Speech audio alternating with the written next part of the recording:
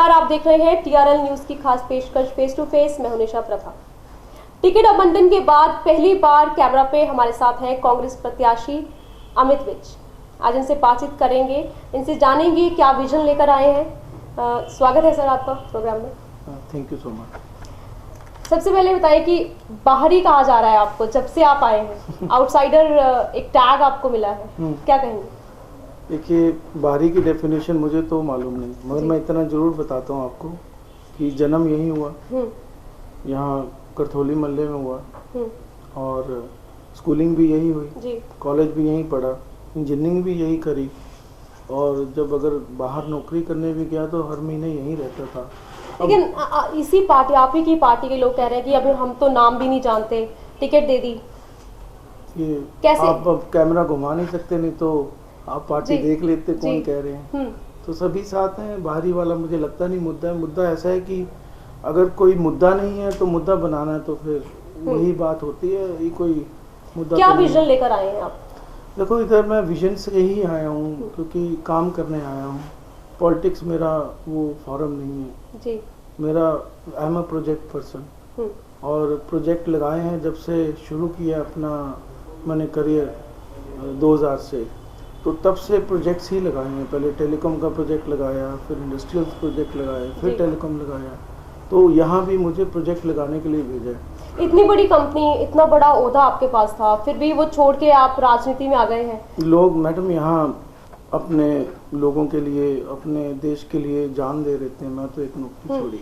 तो आपको लगता है कि जो आपने डिसीजन लिया है आपको फायदेमंद रहेगा? या मेरे को तो फायदेमंद यही रहेगा कि अगर मैं अपने शहर का विकास कर सकता हूँ, कर पाऊँ। कोई वर्क प्लान है आपके पास? यहाँ पे जो क्रशर इंडस्ट्री है उसके बारे में हम आपसे जानेंगे, क्या स्टेटस आपका? मैं क्रशर इंडस्ट्री का सिर्फ इतना समझता हूँ कि उनको तंग मत करो, उनको बिल्कुल तंग मत करो। जो एक बिजनेस कम्युनिटी होती है वो इतनी अपने आप में ही वो प्रोग्रेसिव होती है कि वो खुद कर लेती है। बस उनको तंग मत करो, उनकी पॉलिसीज उनके समय के हिसाब से उनको सपोर्ट करो। ईज ऑफ डूइंग बिजनेस जिसे एक्चुअल सेंस में कहते हैं वैसे करो। उनको अननेसेसरी टैक्स मत लगाओ, जो अनअकाउंटेड टैक्स होते हैं। तो राजनीति जो है वो बड़ी टफ गेम है। आपको नहीं लगता कि आप तो फिट बैठते हैं इसमें? राजनीति है नहीं है ये, मैं आपको सही बताऊं। आप अगर हमारे लीडर्स देखें पहले, अगर जब ये देश आज़ाद हुआ फिर उसके बाद देश में इतने बड़े बड़े प्रोजेक्ट्स आए हैं, देश आगे बढ़ा है। राजनीति तभी है अगर आपने लोगों का विकास नहीं करना है। जब आप लोगों का विकास कर रहे हो, प्रोजेक्ट्स लगा रहे हो, नौकरियां जनरेट कर रहे हो और सब बच्चों को इंश्योर कर रहे हो कि गरीब भी साथ चले, अमीर और अमीर हो, गरीब अमीर हो, तो फिर राजनीति क्या है? वो तो विकास है। अगर ऐसी विचारधारा है पार्टी की, तो आप ही के पार्टी के लोग जो है वो आपकी बगावत में क्यों उतर आए? नहीं, बगावत में अभी कितने हैं? अभी आप देखिए कि उनको जब मैं आया था यहाँ तो उनको शायद लग रहा था कि मैं राजनीति करने आया हूँ। और जब 2-3 दिन आकर मैंने बोला कि जो हमने मैनिफेस्टो बनाया अपनी पार्टी का, उसमें प्राथमिकता हमारी है कि ड्रग्स खत्म होनी चाहिए, यूथ को बचाना है और उनको नौकरियां दिलवानी है। काफी लुभावने आपने वायदे उसमें किए हैं, ये पूरे होंगे या सिर्फ एक चुनावी स्टंट बन के रह जाएंगे? ये लुभावने वायदे नहीं है। आप कैमरा पे आज ये कह रहे हैं? ये सुनिए आप, ये लुभावने वायदे नहीं है, ये आप हमारा मैनिफेस्टो पढ़िए। उसमें हर घर में एक नौकरी है। नौकरी हवा से नहीं आएगी, नौकरी उद्योग से आएगी, उद्योग आपको करना पड़ेगा। उसमें एक पॉलिटिकल विल होती है। लेकिन ये देश का दुर्भाग्य है कि अभी तक इस राजनीति में हवा में ही नौकरियां आ रही हैं। नहीं, इसमें आप ऐसे समझिए, आप चीज को समझिए। आज से 10 साल पहले यहाँ इंडस्ट्रियाँ थी पंजाब में। 10 साल पहले इंडस्ट्रियाँ थी पंजाब में। इन्हीं 10 साल के दौरान 30-35 हज़ार इंडस्ट्री बंद हो गई है मैडम। वो 30-35 हज़ार इंडस्ट्री बंद होने का मतलब 40 लाख बच्चे आपके बेघर हो गए। अगर वो सारी इंडस्ट्रीज वापस आती हैं, दोबारा से रोजगार हो जाता है, तो सब फिर खुशहाली है। फिर इतना यूथ है, इतना को चाहिए। और आप देखिए, जब आप यूथ को किक स्टार्ट देते हो, एक बच्चे को नौकरी देते हो, तो वो आगे 10 और लगवा देता है। जब आप सोसाइटी में पैसा लेकर आते हो, नीचे सिस्टम में पैसा लेकर आते हो, वो फिर पैसा आगे खर्चता है कि ये इफेक्ट होता है, साइक्लिक इफेक्ट है। फिर उसी से आपका बिजनेस ग्रो करता है, आपके टैक्सेस बढ़ते हैं। तो हमारे पंजाब को जो ये 10 साल में इतना लॉस हुआ है, ये 2-3 साल में, 1-2 साल में जब हम ये पैसा मार्केट में ले आए, नौकरियां लगा दें, हमारे बिजनेस को भी बूस्ट मिल जाए, मुझे लगता है हम इसी अगले 5 साल के दौरान जो हमारा ये 10 साल का नुकसान हुआ है, हम वापस 1 नंबर पे आ सकते हैं। ये कोई बड़ी बात नुकसान की भरपाई आप करने को करनी पड़ेगी। आप देखिए यूथ का हाल देखिए क्या है। चिट्टा कहते हैं, हम ड्रग्स कहते हैं, रिफाइंड लैंग्वेज में ड्रग्स कहते हैं, यहाँ चिट्टा कहते हैं। मेरे को तो हैरानगी हुई पठानकोट में, यहाँ लोग बुरा हाल है बच्चों का, MBA करके घर में बैठे हैं। आपको उद्योग चाहिए, आपको यहाँ उद्योग चाहिए। और हमारी पार्टी ने जो मैनिफेस्टो बनाया, कैप्टन साहब ने, सारी पार्टी ने मिलकर, हमारे लोकल लीडर्स ने, वो आप देखिए पूरा थ्रस्ट यूथ पर, औरतों पर, गरीब लोगों पर, क्योंकि as society as a wholly grow करती है। मैं अमीर हूँ और मैं ही अमीर होता जाऊँ, ऐसे नहीं होता। अगर इतना अच्छा विजन है पार्टी के पास, तो जो सीनियर लीडर्स हैं अगर कुछ नाराज है, मनाने क्यों नहीं गए? नहीं, देखो सारे मान गए हैं। अशोक शर्मा जी के पास गए थे आप? मैं गया था उनके पास, मेरे सीनियर है, मेरे बड़े हैं, मैं आज भी जाऊंगा, मैं हमेशा जाऊंगा, ऐसी कोई बात नहीं। आजाद उम्मीदवार के तौर पे उन्होंने नामांकन भरा है? हाँ, अभी भरा है उन्होंने। उनको वो भी अभी तक उन्होंने मेरे बारे में कभी कहा नहीं है। जहाँ भी कहा उन्होंने कहा लड़का बहुत अच्छा है, लड़का वर्सेटाइल लड़का है। आप कहीं से भी निकाल लीजिए, खुद कह रहे हैं कि लड़का बहुत अच्छा है, लड़का वर्सेटाइल है, उस पर गर्व करते हैं, वो यहाँ तक पहुँचा है। तो आजाद नामांकन क्यों? ये राजनीतिक महत्वाकांक्षा कहीं ना कहीं हावी हो रही है। देखिए, मुझे लगता है कि वो एक ना एक दिन डिसीजन लेंगे हमारे इलेक्शन के दौरान, अभी काफ़ी समय है। उनको भी मालूम है मैं एक विकास करने आया हूँ, मेरा कोई पर्सनल इंटरेस्ट इसमें है नहीं। अब कोई एहसान नहीं मैं कर रहा, अपने सिटी का बच्चा हूँ, यही भाई बहनों, यही बुजुर्गों के आशीर्वाद से आगे बढ़ा हूँ।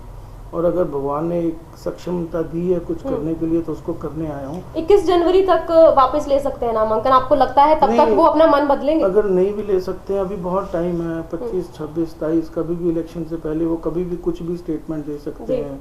वो बहुत अच्छे इंसान हैं, उनको जब लगेगा विकास हो रहा है और ये लड़का कर सकता है, और जब वो देखेंगे यूथ सब जुड़ गया है साथ में, आप मेरे साथ चलिए, आप देखिए जिस तरीके से यूथ है, यूथ मेरे को नहीं चल रहा, यूथ पार्टी के मैनिफेस्टो के साथ, पार्टी की कमिटमेंट के साथ, उनको होप लग रही है।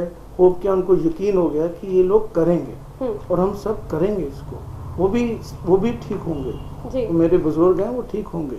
युवाओं को और विजन के बारे में और बातचीत होगी, लेते हैं एक छोटा सा break. Modern Sandeepni School is a boarding-cum-day boarding school with its existence since 19 years. Modern Sandeepni School is school of the genius and for the genius. School has a wonderful sports infrastructure like football, basketball, volleyball, swimming pool, air-conditioned hostels, transport, and mess facility is also available. School is fully equipped with modern labs, robotic labs where children designs various robots. For admissions and inquiries, please contact us. Break के बाद एक बार फिर से आपका स्वागत है। हम बात कर रहे हैं पठानकोट से कांग्रेस प्रत्याशी अमित विज से। रिलायंस में आपके पास एक अच्छी नौकरी थी, उसे छोड़ दिया आपने, अभी यहाँ चुनावों के लिए आ गए हैं। यदि बाय चांस नहीं जीतते हैं तो वापसी करेंगे? नहीं, अब ये सोच कर आया हूँ, ये जो उद्देश्य हमने जो अपना टारगेट बनाया है उसके लिए पंजाब में सरकार जरूरी आनी, तभी इन्वेस्टमेंट आएगी, क्योंकि मौजूदा सरकार में कोई भी इंडस्ट्री लाना नहीं चाहता जी। लाना चाहता तो 35,000 इंडस्ट्रीज जाती ना। तो ये सरकार आए, हम जो सोच लिया अब ये करूँगा मैं।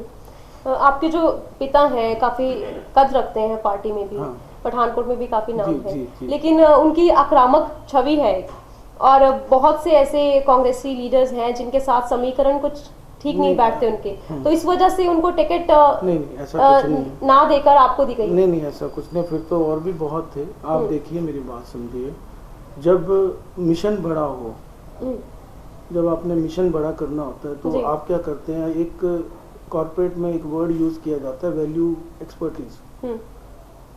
इस समय आप जो लोहार है लोहार का काम करेगा, सुनियार है सुनियार का काम करेगा। इस हमारे मैनिफेस्टो में पठानकोट को इंडस्ट्रियल एरिया डिक्लेयर कर दिया है कि इधर हम बॉर्डर एरिया में इंडस्ट्री लाएंगे। तो इंडस्ट्री लाने के लिए एक नौकर चाहिए था जिसको उसको लगाने की एक्सपीरियंस हो, जिसने वो काम किया हो ताकि अचीव हो सके। आपकी इंटरेक्शन जापानीज से होगी, आपकी जी। इंटरेक्शन चाइनीज से होगी, आपकी इंडियन कंपनी से होगी, फिर आपको लॉस पता होने चाहिए, फिर लोकल CSR होता है कि अगर कंपनी बाहर आती है तो पूरे एरिया का कैसे विकास हो। बट आपको नहीं लगता कि बड़े मुश्किल मिशन पे आपको भेजा है, क्योंकि सिचुएशंस वैसी नहीं है जैसी ये लग रही है। ये हमारा जो एरिया है वहाँ पे क्या मिशन, क्या मुश्किल, इंडस्ट्रीज के लिए क्या वर्क प्लान है? मेरी बात सुनिए, जलंधर में इंडस्ट्री है, लुधियाना में इंडस्ट्री है, तो पठानकोट में क्यों नहीं? आप बताइए। जब अमृतसर में इंडस्ट्री है तो पठानकोट में क्यों नहीं? जी, तो करने वाला चाहिए इसको। देखिए मैं आपको बताता हूँ, अभी तक ये चीज सोची नहीं गई थी, इसका डिस्कशन ही नहीं हुआ था। जब तक आप सोचोगे नहीं तो करोगे कैसे? अब ये सोच आई है, सब लोग करेंगे, लगेंगे, मरेंगे, कर देंगे हम इसको। जो इंडस्ट्री पलायन कर चुकी है नेबर जो हमारी स्टेट्स हैं, JNK या हिमाचल में, उसको कैसे वापस लाएंगे? देखिए ऐसा कि आपने, हमारा बॉर्डर एरिया, जब भी इंडस्ट्रियल पॉलिसी बनती है उसकी कैटेगराइजेशन होती है एरिया की, कैटेगरी A, कैटेगरी B। मैंने बड़ी पॉलिसीज ऐसे बनवाई हैं, बीच में पार्टिसिपेट किया, उसमें डिबेट किया। तो A, B, C, D, जो टॉप का टाउन होता है उसको A में डालते हैं, उसमें कोई बेनिफिट नहीं देते। तो जो B टाउन होता है उसमें थोड़े देते हैं, C में और देते हैं, D में बिल्कुल पूरे बेनिफिट देते हैं। जैसे आप A में आपको टाउन एंड कंट्री प्लानिंग से अप्रूवल लेना पड़ेगा, ये करना पड़ेगा। और जो छोटे बॉर्डर एरियाज है, जो D हम कैटेगराइज कराएंगे अपने को, उसमें आपको कोई अप्रूवल नहीं लेना, CLU लो, आपको टैक्स हॉलीडेज देंगे, सब देंगे, तब इंडस्ट्री आएगी। और ये सब होगा, ये सब होगा। सरकार बनते ही ये 2 महीने में पॉलिसी इन प्लेस होगी, ताकि इंडस्ट्रीज यहाँ वेलकम हो और वापस जो लोग घर वापसी करेंगे सबकी, ये बाहर गए हैं और बाहर से भी यहाँ। मनीष तिवारी जो लुधियाना से हैं, उनकी टिकट काट दी गई क्योंकि आउटसाइडर्स कहा जा रहा था। आपके बारे में भी ऐसे ही, क्या आपको लगता है आउटसाइडर का हमारा क्लैरिटी हो चुकी है? लेकिन क्या आपको लगता है कि पार्टी को कोई नुकसान, जैसे विरोधी पार्टियां जैसे आपको प्रोजेक्ट करने में लगी है? सुनिए मैडम जी, नया चेहरा आपको, मेरी बात सुनिए, आप पूरी बात आप इस तरह से ले सकते हैं कि एक ऐसा चेहरा जो पहले नहीं दिखा राजनीतिक गलियारे में, पठानकोट की राजनीति में, मुझे कहा जो नहीं दिखा, लेकिन एक ऐसे नहीं। आप सुनिए जी, आपने यहाँ स्कूलिंग करी, फिर आपने कॉलेज बाहर से किया, मैंने तो कॉलेज भी बाहर यहीं किया, मैंने तो इंजीनियरिंग भी यहीं करी, मैं तो पला बड़ा भी यहीं, मैंने तो 150-200 बच्चों की नौकरियां भी लगवाई पठानकोट की। तो ये आउटसाइडर वाली चीज कोई बनती नहीं है। और आप जो कह रहे हैं, देखिए पंजाब में कांग्रेस पॉलिटिक्स नहीं करनी आई है, पंजाब में कांग्रेस पॉलिटिक्स नहीं करनी आई है, उसका जीता जाता सबूत डॉक्टर मनमोहन सिंह है। तो फिर तो आप उनको भी कह सकते थे, कभी इलेक्शन नहीं जीते, कभी प्राइम मिनिस्टर कैसे बना दिया, उनको प्राइम मिनिस्टर बनाया ना। कभी कभी आप जैसे प्रताप सिंह कैरो साहब हमारे चीफ मिनिस्टर रहे, जब उनको चंडीगढ़ बनाना था, वो इंजीनियर बाहर से अपने पंजाबियों को बोला भाई छोड़ो, आकर बसो यहाँ, और एक इंजीनियर ने आकर वहाँ आकर चंडीगढ़ बना दिया। तो ये बदल लेते हैं, नया चेहरा है यहाँ, नया चेहरा है। आप नया चेहरा आप नहीं कह सकते। आप जिस पार्टी के अगेंस्ट लड़ने जा रहे हैं, बहुत कद्दावर नेता हैं, ऊंचा कद रखते हैं, काफी सालों से इस राजनीति में है। आपको लगता है कि जो गैम्बल खेला है पार्टी ने, वो आप उसको जस्टिफाई करेंगे? कद्दावर ना उनको मानता, अगर यहाँ जॉब से लगवा देते, इंडस्ट्रियाँ लगवा देते। अब करा तो है नहीं कुछ, 10 साल 5 साल में उन्होंने, है ना। आप माइनिंग का देखिए, आप बड़ी चीजें देखिए, यहाँ मैंने बड़ी इश्यूज देखे हैं, औरतें रो रही हैं, हाँ इसको पेंशन मिल रही है, उसको क्यों, उसको पेंशन नहीं मिल रही, ट्रांसपेरेंट सिस्टम क्यों नहीं बनाया भाई? इसको वो राशन कार्ड का वो मिल रहा है, उसको नहीं मिल रहा, ट्रांसपेरेंट सिस्टम क्यों नहीं बनाया भाई? आप ट्रांसपेरेंट सिस्टम बनाइए, आप क्राइटेरिया बनाइए कि एज के हिसाब से नंबर लिखिए, आप ऑनलाइन करिए, जिसको आता है डायरेक्ट ही मिले। आप तो जो खामियां हैं वो आपको लगता है कि आप दूर करेंगे? ये दूर होनी चाहिए थी, 1 महीने का काम है बस। आपको पॉलिसी बनानी है, आपको बोलना है भाई DC साहब को, सबको, आपकी एडमिनिस्ट्रेशन को ये डायरेक्शन है, ये पॉलिसी है, ये क्राइटेरिया है, इस क्राइटेरिया के हिसाब से मिलना चाहिए, और ऑनलाइन है, हर बंदा चेक करे, और कोई क्यू जंप नहीं करेगा। लेकिन चुनावी गलियारों में तो चर्चा है कि जैसे आपको टिकट कांग्रेस ने दी तो वो गिफ्ट कर दी है विरोधी धਿਰ को। आपको 11 को पता चल जाएगा जी। तो जो विजन लेकर आए हैं वो साकार होगा? क्यों नहीं होगा? कितने % आप ये गारंटी देते हैं यूथ को, स्पेशली क्योंकि यूथ 100% देते हैं मैडम। आप समझिए इंडस्ट्री क्यों आएगी? जी। आज से लॉजिस्टिक कॉस्ट बहुत कम होती थी 30 साल पहले, लेबर कॉस्ट बहुत कम होती थी। आज की डेट में जब आप काम करते हैं तो आपकी लेबर कॉस्ट 30% है, आपकी लॉजिस्टिक कॉस्ट 20% है। आपकी मजबूरी है कि आप अगर कोई 10-15 लाख की पॉपुलेशन को सर्व कर रहे हो, उसके बगल में आपकी एंसिलरी यूनिट्स हो, आपके छोटे इंडस्ट्रीज हो, नहीं तो आपका प्रोडक्ट तो इतने बड़े कंपटीशन में वाइबल ही नहीं है। नेबर स्टेट के साथ हमारा ये भी रहता है कि टैक्स की यहाँ पे वो मैंने आपको बताई दी। तो अगर आप हार भी जाते हैं सीट तो तब भी आपको लगता है कि ये करवाऊंगा? क्यों नहीं करूंगा मैं, क्यों नहीं तो करूंगा? आप पक्के इरादों के साथ आए हैं? पक्के इरादों के साथ आए हैं। यहाँ इंडस्ट्री भी लाएंगे, ट्रैफिक प्रॉब्लम क्लियर करेंगे, ये रेलवे लाइन खत्म करेंगे। जो एसडी कॉलेज को हमारे यहाँ सारा दिन वो बंद होता है, उसका हमने सोच लिया कैसे करना है, उसका अंडरपास बनवाएंगे। यहाँ हम जो दिल्ली आप जाओ, लोगों के ऊपर घर है, नीचे से मेट्रो निकल रही है, हम एक 200 मीटर का अंडरपास नहीं बना सकते। तो हम उम्मीद करते हैं कि पठानकोट की जनता को इस युवा सोच की जो मदद है वो जरूर मिलेगी। ये थे हमारे साथ कांग्रेस प्रत्याशी अमित विज। एक नई शख्सियत के साथ फिर होगी मुलाकात, तब तक के लिए नमस्कार।